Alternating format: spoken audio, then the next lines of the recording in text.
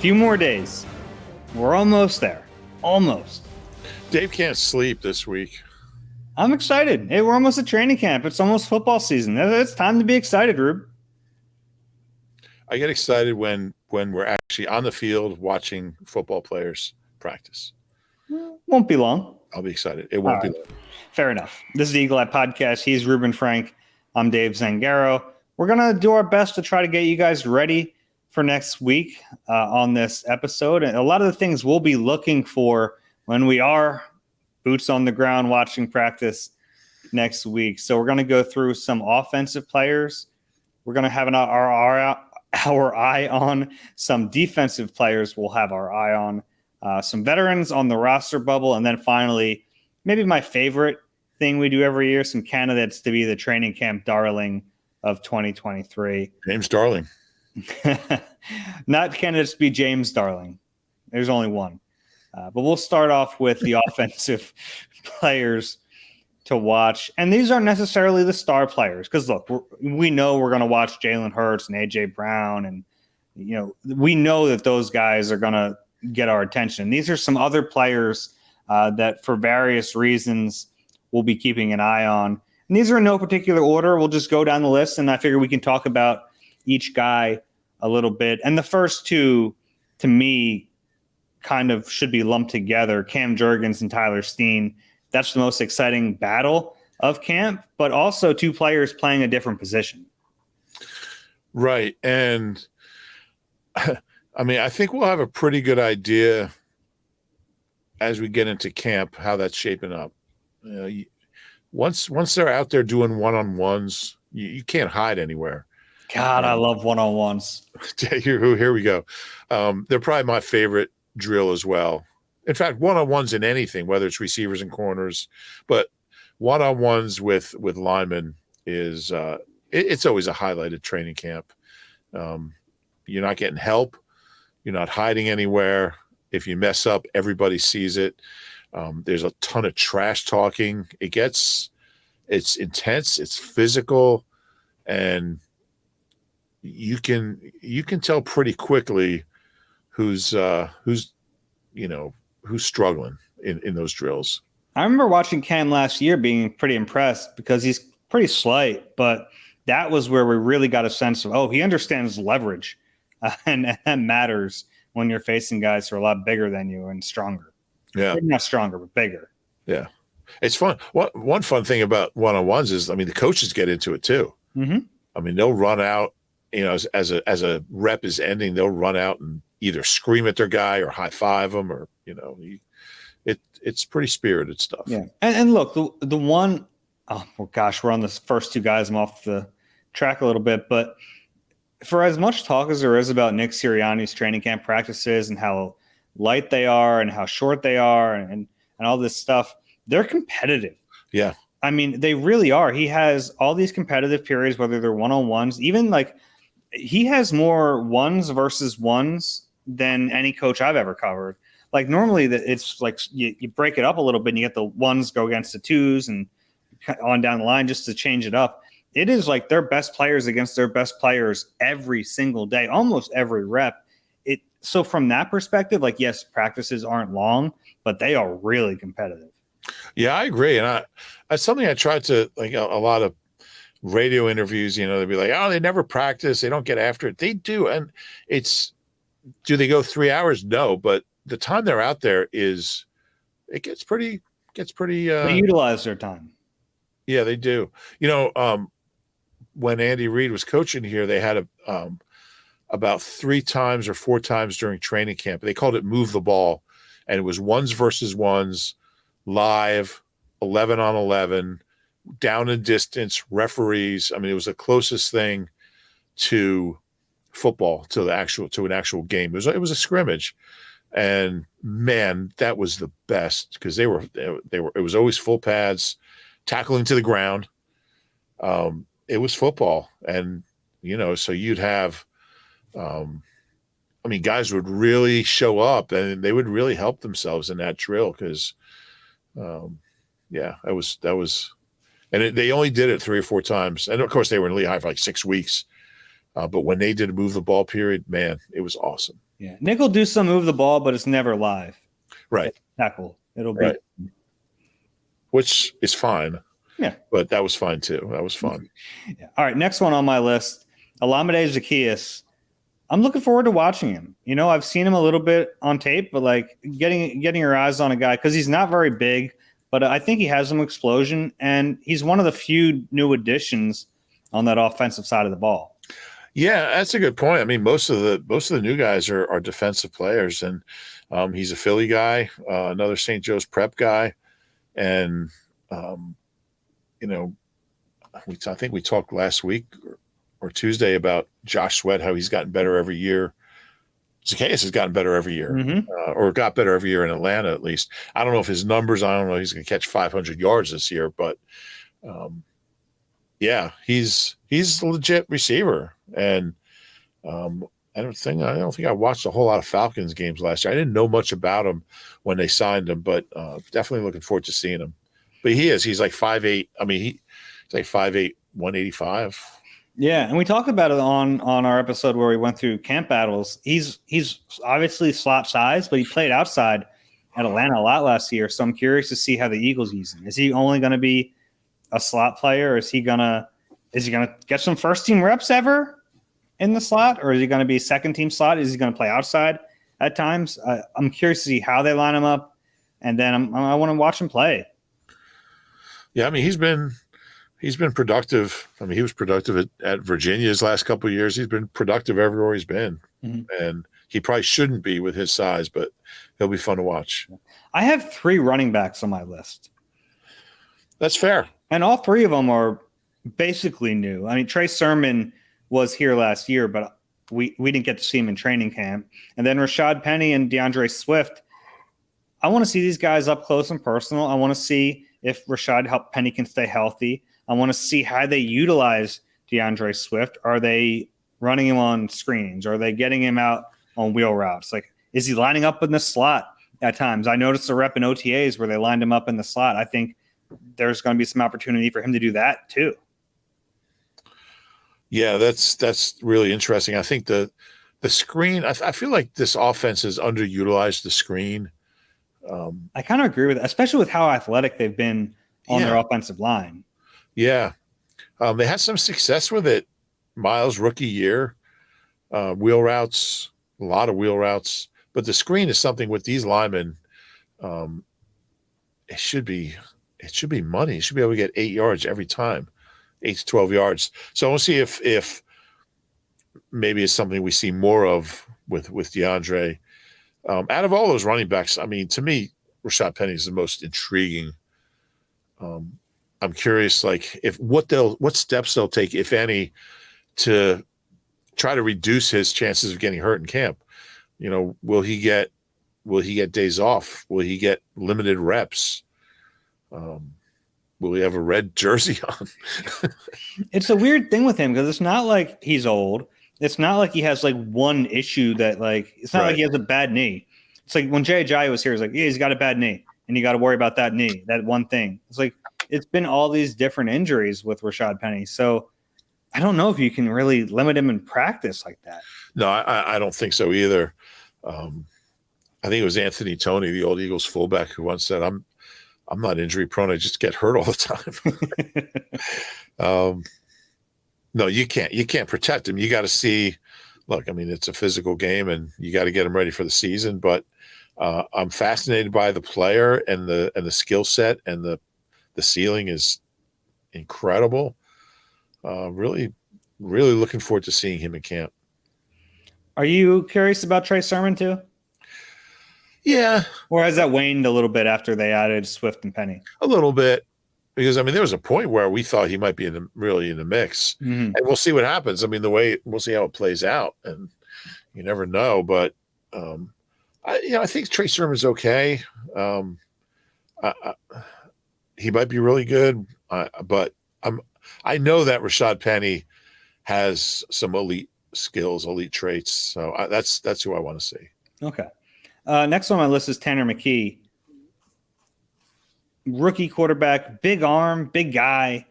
I think it'll be fun to watch him because he's kind of an outlier in this quarterback group. You have Mariota's relatively big, but Mariota's not fun to watch throw. He has a real like herky-jerky throwing motion. Jalen's fun in practice to watch. Yeah, and rookie quarterbacks always do really well in preseason games because generally they're smart, they know the offense, they're confident, and they're playing against threes by the time they get in the game. So you always see them, whether it's Andy Hall or Nate Sudfeld, they always do well. But anytime there's a young quarterback who they've drafted, which they haven't done a whole ton of in recent years, you certainly opens your eyes when he takes a rep. I mean, I know what Jalen can do. I know what Mariota can do. I definitely want to see Tanner as much as possible. Yeah, and he should get reps. I mean, last year they had 4. How will they split them up? Last year they had 4 quarterbacks in camp, and the 4th guy wasn't allowed to touch a football. So yeah, that was a unique case, though. I mean, he wasn't a draft pick. Yeah, I don't think the coaching staff really wanted him there. Yeah, I want to see Tanner get his.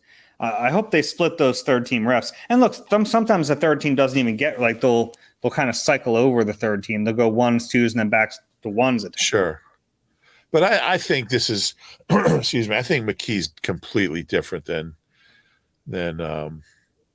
last year. I think we'll see him. I think we'll get a good sense of where he is during camp. I hope so. Yeah. Next one on my list is Joseph Ngata, the receiver, undrafted receiver, but has size, which is something a lot of these receivers at that part of the roster don't really have. He's the one guy as an undrafted receiver that I think, okay, he might make some fun catches. He might become a fan favorite. He might push perhaps for a roster spot, but more likely land on the practice squad. But of that group of like him, Charleston Rambo, Jaden Hazelwood, he's the guy I'm most curious about. Yeah. I'm kind of curious about Hazelwood. Okay. Just because his size. But all those guys, and it's really tough, man. It's tough. These guys you look at the corners that the Eagles have, and you've got these young, untested, unproven, in a lot of cases, overwhelmed rookies. And, you're going up against Josh Jobe. You're going up against a guy who's experienced, Greedy Williams. You're going up against a backup corner. It's going to be a tough rep for you. And that's why it's really rare to see young wide receivers, who aren't real high picks, make plays in training camp. You just don't see it that much. Yeah. It's a challenge, especially when, the Eagles are pretty deep at corner as far as guys who've played in the league and have been around and are good prospects. So that'll be fun to watch. But I think those corners are going to get the best of those guys, especially early. Yeah, you're probably right. And then if you see guys make plays again, then they got a shot. Exactly. And a lot of times defense starts off pretty hot too in general. So that's always something to keep in mind. Yeah. Next one is a player that some people are going to listen and be like, who are you even talking about now? Trevor Reed, offensive lineman from Louisville. Just super athletic, definitely a project, but I've seen Jeff Stoutland make good on some projects before. And I'm not even talking about Jordan Mailata. He's kind of a special case, but Trevor Reed in a lot of ways reminds me like a Suopeta because he's like just this really athletic but raw prospect who I think is like one guy. Like if there's one guy on the roster, no one even knows who he is, who has a non-zero chance to make the team, Trevor Reed would be my pick. I think that's fair. And Stout loves those kind of challenges. Whether it's Brett, there have been a ton of them, like Brett Toth, Dylan Gordon several years ago. Luke Juriga was around for a little bit. Like all these undrafted or like late round offensive linemen, they stick around for a while. I mean, Brett Toth is an incredible story. Mm-hmm.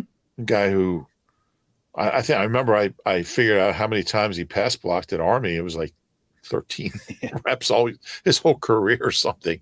They ran the ball like 97% of the time, and now he's a functional NFL offensive lineman. I don't know what his future is, but I think Stout gets as much I think it's as rewarding for him to see a guy like Brett Toth progress than it is to see a guy like Landon make a Pro Bowl. I just think he loves working with those projects and just starting from ground zero and just molding them into good players. So if I'm Trevor Reed, this is where I want to come. Mm-hmm.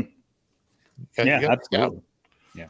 And the last guy on my list here was Grant Calcaterra, which might sound strange, but last year he got injured in training camp. He missed a lot of time, and I think that probably hurt his development a little bit. And I want to see if he can take a bigger step forward. I want to see if he got any bigger this offseason. I want to see what kind of player he's going to be, because if he's the third tight end and you say, well, he's not even going to get on the field, well, maybe you're right. But I want to see if there's going to be a next level to his game. Yeah, that's a good point. He missed a lot of time. Mm-hmm. He missed almost all training camp. Almost all training camp. He can run. We know that. So year two, and I could see him being impressive in camp. It wouldn't surprise me. Yeah. Anyone else on offense I didn't name who, aside from the obvious players that we're going to watch anyway, that is intriguing to you? Anyone other than those 33 players? I named 10. I just mentioned Kennedy Brooks. Okay. You mentioned Trey Sermon, but Kennedy Brooks. I think they're in very different categories. Probably, but yeah, a guy I want to see, Mm-hmm. Kennedy Brooks. I think you covered most of them. Brett Toth is certainly a guy. I mean, he's been around for most of the last 5 years. Yeah. He was in Arizona for a bit. Yeah, certainly him. He's another guy who has a shot to make the roster that people don't really give enough thought to. Yeah. Back at multiple positions. They've put a lot of time into Brett Toth. They sure have. Tyree Cleveland. That's a good one. Because Tyree Cleveland's a guy who's got, he's been around. He's got some good size. And he's 6'2", 215. And he's played in the league. He's caught some passes. He was in Denver for like 3 years, and he was here last year. I just think that's, even though he never got in a game, yeah, I think he was on the practice squad. He was out there practicing. He's got a relationship with Jalen. He's got a chemistry with him throwing the football. Kind of like Deion Kane from last year. Who had like been around a little bit. Yeah. I just think having that year here in this, it's not the exact same system. It's really close. Might be the exact same system. It's really big. It gives them an advantage over guys who are just coming in. So, yeah. Okay. Denver liked him enough to keep him around for 3 years. And I think he was drafted 7th round in 20. So he's in his 4th year. Mm-hmm. And, yeah, he's probably running out of chances. But if you're around that much, there's something that people like about you. So he's a guy to add. Okay. Let's flip the defense. And I'll start off with the 2 first-round draft picks. I know, kind of obvious, but Jalen Carter and Nolan Smith, want to see it on the field. I think both of them have a chance to be really impressive in training camp. Yeah, I would think so too. Yeah. A lot of eyes are going to be on them. It'll be fun to watch them. Yeah, we were mentioning one-on-ones earlier. Those 2 one-on-ones could be really entertaining. Yeah. And I hope they let them go against some top competition. Like, I don't want to see, Jalen Carter beating up on, whoever.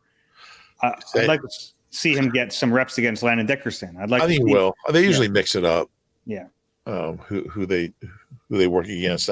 Maybe the first few days they might be with other rookies, but I would expect they would work against veterans pretty quickly. Yeah. And then with Nolan Smith, I think Jalen Carter one-on-ones, I can't wait. Yeah, I know. That's going to be Nolan Smith, yes, but Jalen Carter more than anybody. Yeah. Well, the thing with Nolan Smith, I'm curious, is how do they line him up? Is he only lining up as a wide edge player, or are there times where they kind of stack him, or are they moving him around a little bit? They won't maybe not show everything, but I think there's a chance we see him in some other positions. Yeah.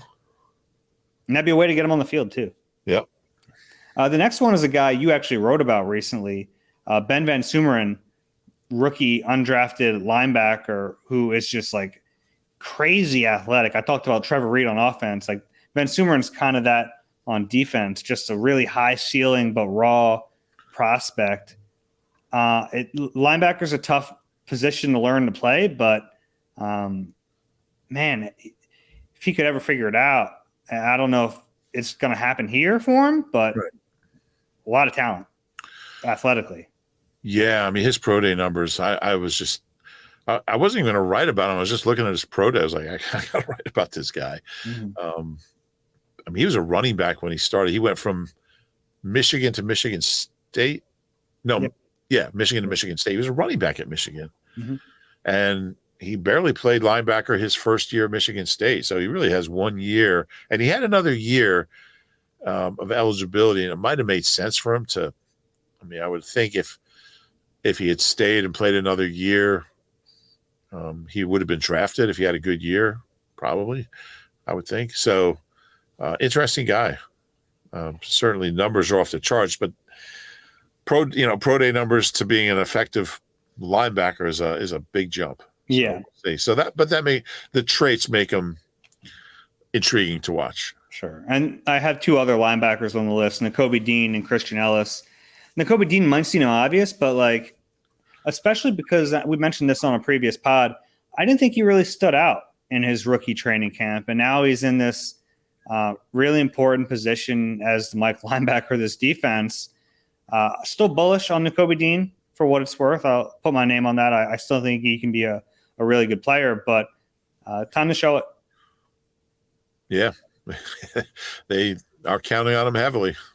Yeah. And then Christian Ellis, I mean, made some plays at OTAs, and we think he could probably push for some playing time on defense. Yeah, I can't wait to see him get going. He's an interesting guy. I wonder why they didn't bring him up on the special teams earlier last year. I mean, he made an immediate impact, and they certainly needed it earlier than they got it. Yeah.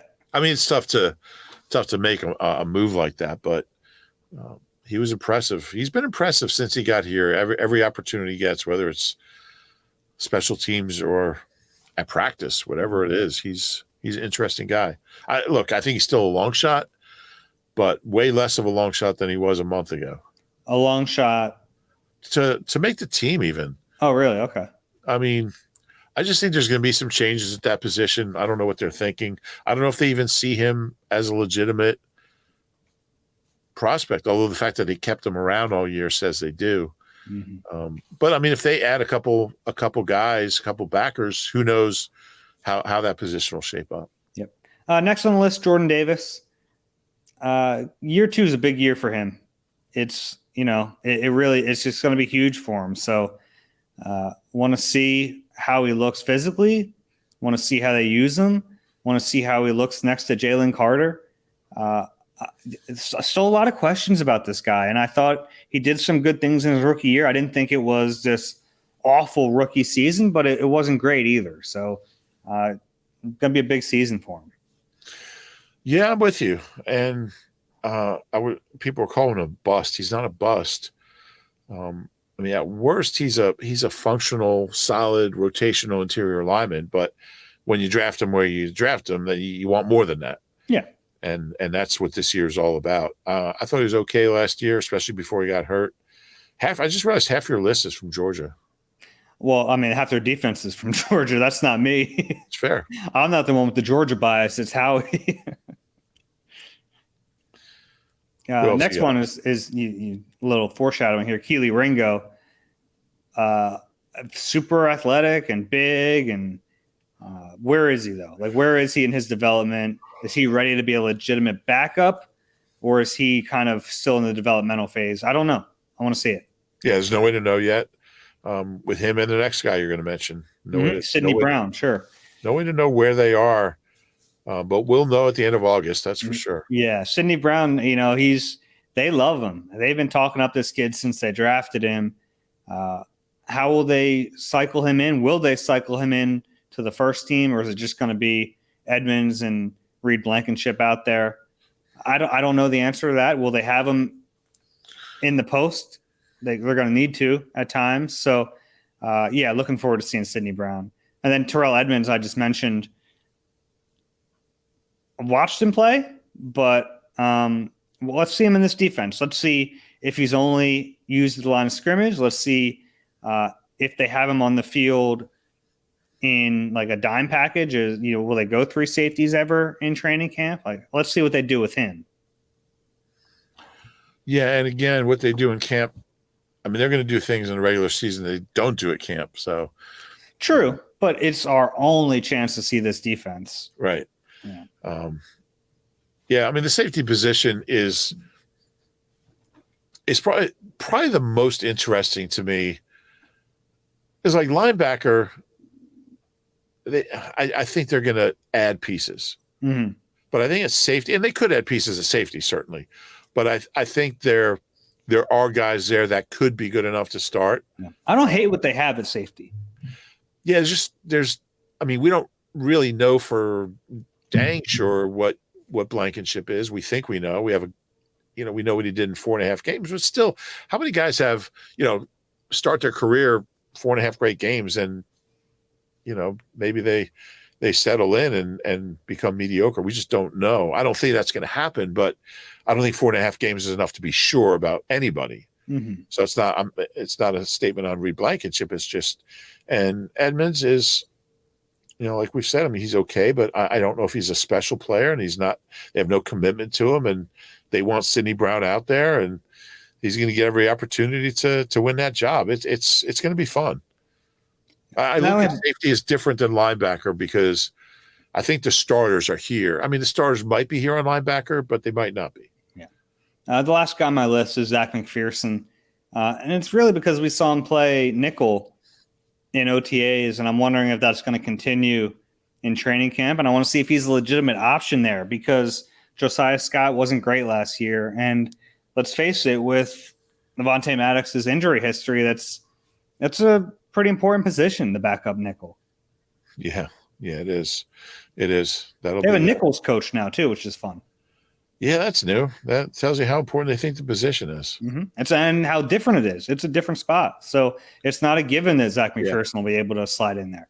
Yeah, it is. It really is. And I think it's kind of a recent phenomenon that I'd have to look up numbers of 3 wide receiver alignments and compare years. But it just seems like in the last few years, people have finally understood that nickel corner is really a starting job, even if that column in your stats might say 6 starts in a year.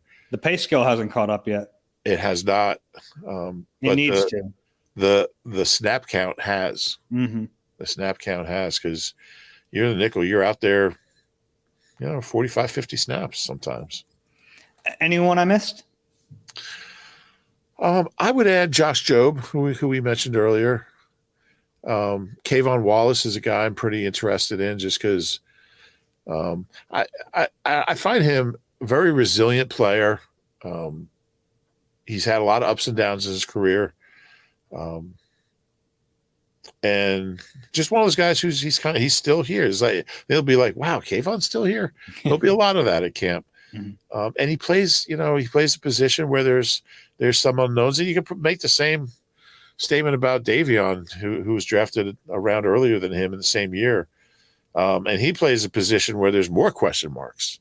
So both those guys, to me, they could be anywhere from not making the team to starters. In Davion's case, he could be. Yeah, and they cut him last year. He was on the practice squad all season. He was. But that would be a great story. But at that position, nothing would surprise me. I ran out of room, but another guy we'll be watching, Noah Ellis. Didn't get to see him at all last year. He was injured. Christian Ellis's brother. Yeah. A big nose tackle from Idaho. I think there's some talent there.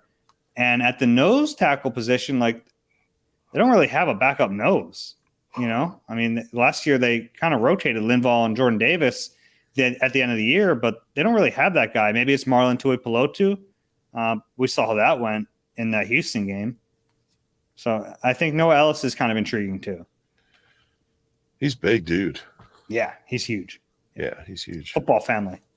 Yeah. All right. Good stuff. What else? That's it. We'll hit the veterans on the other side. Catch all the sports action and more at Rivers Casino Philadelphia. Whether it's the money line or the pass line, there's something for everyone in a great sports book. Rivers Casino Philadelphia. Philly loves a winner. Gambling problem? Call 1-800-GAMBLER. Roob, in front of me, I have a list of 10 players, 10 veterans who I think are on the roster bubble. Okay. I'm going to read the name, and you tell me whether or not you think they make the team. Okay. Ian Book. No. Chances. You're pretty sold on Tanner McKee. 30%. Okay. Oh, that's better than I thought you were going to say. 25%. Okay. Next one, Contavious Street.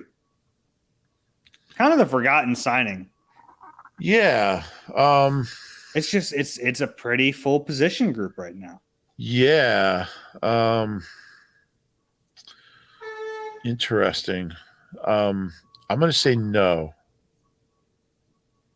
Played well last year. He's a tricky one because then they go out and they draft Jalen Carter, and it kind of just changes everything. And he was a pretty high pick. Niners, I think, in the 4th round. But I'm going to say no just because of the way that position is. Okay. Next one, Greedy Williams. I think he'll be on the initial roster. Yes. Okay. Yeah, I think they'll keep 6 corners. They kept 6 last year. I think they kept 5 in Sirianni's first go around. What about you? Ian Book, yes or no? Ian Book, I'm a no. And Street? Contavious Street, I'm really 50-50 on Street. I need an answer now. I will say yes for now. And Greedy? Yes. I think they'll keep 6. I think he'll be the 6th. Okay. Yeah. Next one, Justin Evans. No. I'm a no right now, which is tough because I know they like him. They really do like Justin Evans, but if they keep 4 safeties, he's out. Unless he could be a Kayvon. Good, and he could. Very well could, yeah. Next one is Suopeta. I think Sue will be here. I do too. I'm with you on Sua. Now, maybe Trevor Reed comes in and impresses. Maybe they're like, we're not going to keep the numbers. Numbers can fluctuate on the O-line a little bit. Remember the one year they kept 8 offensive linemen? Everyone's like, what the heck is going on here? Yeah. It was strange. They've cut Sua before, right? Yeah, they have. Yeah, they've cut him. But he always finds his way back. Oh, they cut him? They cut him last year. They cut him during the postseason. Yeah. Interesting. They've cut him twice. Okay. Yeah. Trey Sermon. No, they cut him like 3 times. All right. Yeah. Trey Sermon. I don't think so. Practice squad, maybe. Yeah, I think a no. I just don't know where. Again, assuming everyone's healthy, I don't know where you put him. Mm-hmm. Next one, Marlon Tuipulotu. No. I have a no right now, which is tough because I think it might come down to him or Street. Or Ellis. I did not. I was not impressed with Tuipulotu last year. He was much better when they weren't playing him as a head up on the center like they did in that Houston game. They did him a disservice, to be honest. Yeah. I'll say no. He played a lot, though, before he got hurt. He did play a lot. Yeah, kind of tells you at least what that defensive coordinator thought of him. Yeah. Next one, Derek Barnett. Interesting. Because you look at the numbers here. You have Hassan Reddick, Josh Sweat, Brandon Graham, Nolan Smith. Barnett's the 5th. And they can keep 5 edges. I think they're going to keep him. Okay. I don't know if he's in their plans. He might not be. Mm-hmm. It's a fascinating one. It is. And it's the first-round pick, so a little more intrigue to that. Bad signing, by the way. Maybe it would have been a good signing. Got hurt. It's bad signing. Yeah. Kyron Johnson. No. I think a no, too. He was on the roster most of last year or all of last year. made the initial roster coming out of camp. I didn't think he was as good on special teams as he was advertised to be. And now we saw him playing some off ball in OTAs. So maybe that's good because their linebackers aren't great and he's bigger, but I don't know. Yeah, he is bigger. I just don't see it. Was he one of your rookie? Yeah, he was my camp series last year. Yeah. Surviving camp. Good. Yeah. Nice guy. Yeah. Yeah, I don't know if there's a spot for him on the roster. Agree. And the last one is Aaron Sipas. Out of here. I think he's going to be back. I know you do, but I got Ty Detmer over him. Ty Detmer. Anyone else I missed? Ty Detmer might be better than him. I'll bet Ty can punt. He was a good athlete. No, that's a good list. There are some guys with significant experience who aren't locks to make this team. Yeah, and you could really put anybody on a 1-year contract on that list. Yeah. I mean, I think, DeAndre Swift will be here. I mean, defensive players. Oh, defensive players. Sure. I'm sorry. Yeah. Like Nick Morrow, I could have put on here. The problem is, I didn't now because they don't have anyone else. They don't.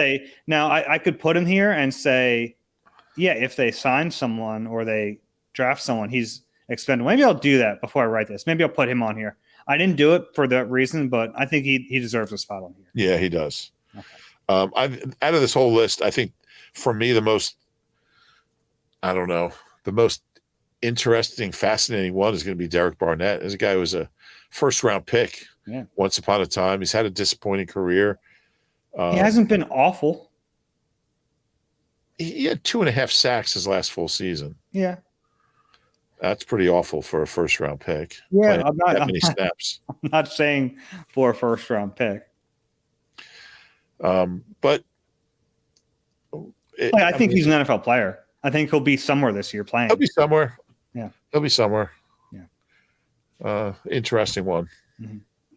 All right. And my favorite part, my candidates to be the training camp darling of 2023. The Hank Baskett Award.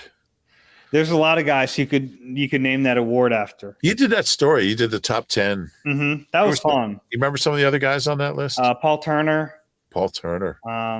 Henry Josie had to be on there. Henry Josie was on there. Rasheed Bailey was on there. Raheem Mostert had to be on there. I believe so. He led the NFL in total yards. Yeah, in the preseason. Yeah, I believe he was on there. It was a fun list. I'll never forget a guy tweeting me and saying, "You're crazy if you think they can get Henry Josie through waivers." Yeah. Nobody's claiming Henry Josie. Deion Kane was one recently. Yeah. All right. So here are the 5 guys on this list. Devin Allen still belongs. As long as Devin Allen is around, he's going to make this list. Sure. Because he's healthy. Yeah. I hope so. Yeah. Because he pulled out of the Nationals. Yeah. Yeah. With a hamstring or I think he called it a calf. The thing is, the winning time was slower than he ran the week before in New York. He would have made the team so easily. Okay. It's a shame. Yeah. Although, if he made the team, he would have had to leave training camp to go to Budapest for a World. So, think he would have left? I don't know. I'm going to ask him that when we see him. Yeah. I think he would have. I don't answer hypotheticals. Different guy from Oregon. Yeah, that's true. Joseph Ngata of the rookies, to me, is the guy who could gain some fanfare and make some spectacular catches. Tyree Cleveland, you mentioned him earlier. I think kind of having that experience. So he's going to be kind of competing against guys like Ngata and even Charleston Rambo has a little bit of experience, not like Tyree Cleveland. So. Right. Or Jaden Hazelwood. So he might look better than some of those guys. Yeah. Yeah, certainly. Trey Sermon? Everyone loves Trey Sermon. Yeah. I got more questions this year about Trey Sermon than any other player. And I don't quite understand why, but I think there is some talent there. And I could see him breaking off a few fun runs. Yeah. Yeah, who's the guy who made all those big plays 2 years ago early in camp? Justin, the running back. Oh, Jason Huntley. Jason Huntley. He was a fan favorite. Fan favorites it's not quite the same without Lehigh, I know. Since training camp. Well, not Lehigh, but just training camp not being open to fans other than a select handful. You have Eli Ricks on here, which I like, because usually defensive players aren't on these type of lists, but he was so kind of, hyped up that I think he could be one. Yeah, because like people know his name, and if he picks off a couple passes thrown from Ian Book, like all of a sudden he's gonna be like, you got to get Eli Ricks on this team. I'm not sure Britton Covey qualifies, but I'm going to say Britton Covey as a receiver. Yeah. Because he can catch the ball out of the slot. And if he catches a few balls, people are going to like get him in the offense. I would put I think anytime you draft a quarterback, Tanner McKee's got a chance to be a real camp darling. Big arm, might throw some deep balls. Yeah. And he'll get to play in the preseason. Right. A lot. It's going to be a lot of – you better hope he's good, because there's going to be a lot of Tanner McKee this preseason. Yeah. More than Carson Strong. Yeah, it's a good list. Who's your favorite one you've ever seen, like favorite training camp darling? It has to be Hank Baskett. And because in 2006, so like, T.O. wasn't there. He was gone. He was in Dallas, I guess. And if you lived through those 04 and 05 training camps, it was all about T.O. And, everyone had the T.O. song, T.O., T.O., T.O., T.O.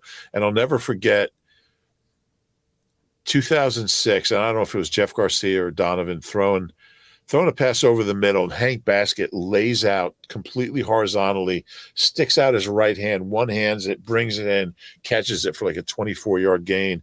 And all the fans at Lehigh start going, basket, basket, basket, basket, basket. It just doesn't quite have the same ring to it. But it was hilarious. And he had an incredible camp. He ended up having a good career. He caught those 3 85-yard touchdowns.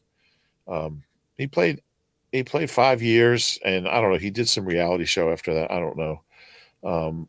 He was married to one of the Playboy bunnies or something. I don't really know. I met his parents at Manny Brown's. We had him for an appearance on South Street. The greatest stat ever on Hank Baskett is that he had touchdown catches of 88, 89, and 90 yards in his career. Never had another catch over 18 yards. What is that? It's like the greatest stat of all time. But yeah, he was also what conference is New Mexico in? Is that the Big Sky? Is it Big Sky? Yeah, maybe. Or the WAC, Mountain West. Oh, Mountain West. Okay. Mountain West. On that, yeah. Hank Baskett was the Mountain West high jump champ. See, I got that in there before you disconnected me. Yeah, you snuck that one in. I didn't know where you were going with that. My favorite was Paul Turner, by the way. Paul Turner. That was fun. There'll always be the Paul Turner game. In Cincinnati? Yeah. Henry Josie, though, he averaged like 9 yards a carry in the preseason that year. It was like 5'4". Yeah. All right. You got anything else here? No. See you on the field. Yeah, I can't wait. Next week. That's exciting. What would you do if Nick just said, we're not going to have training camp? I don't know what I'd do. I would lose my mind more than I already have. If you enjoy the Eagle Eye podcast, please rate and subscribe wherever you get your pods. If you're watching on YouTube, click that like button, subscribe there as well. We'll talk to you guys next week for training camp. For Roob, I'm Dave. This has been Eagle Eye. Take care.